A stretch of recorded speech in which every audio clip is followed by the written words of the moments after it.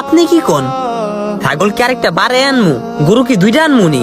বাড়াই আনবি? টাকা আছে তোর কাছে? হ্যাঁ ভাই, টাকা পয়সা অনেক আছে। টাকা আছে তাইলে টাকা বাপের পিছনে খরচ করস নাই কেন? এই এই রাপি, আমি এলাকাতে এসে গুলা কি শুনলাম? বাপের তুই কই রাখছিলি?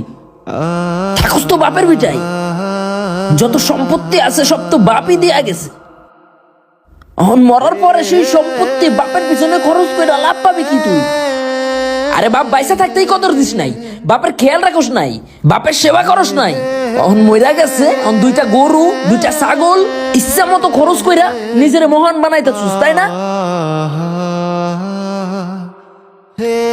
ভাইরে, বাপ হারাই গেছে না, এখন বুঝবি কি হারাইছিস। চাচা পাবি, খালু পাবি, বড় ভাই পাবি, কিন্তু এমন বাপ পাবি না যে তোরে খেয়াল রাখতো।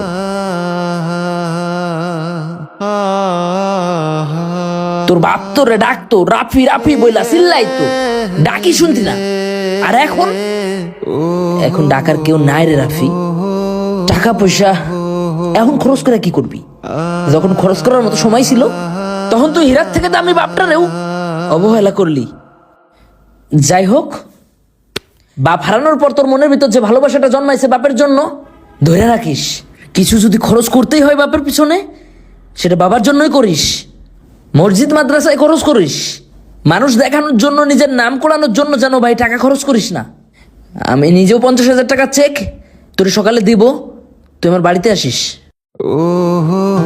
বেঁচে থাকতে বাবা মায়ের পিছনে টাকা খরচ করতে অনেক ছেলের কষ্ট হয়, তাই তো বেশিরভাগ বাবা মাই বেঁচে থাকতেই অবহেলা পায়। বাবা মা অনেক দামি জিনিস, থাকতে কদর দিতে হয়।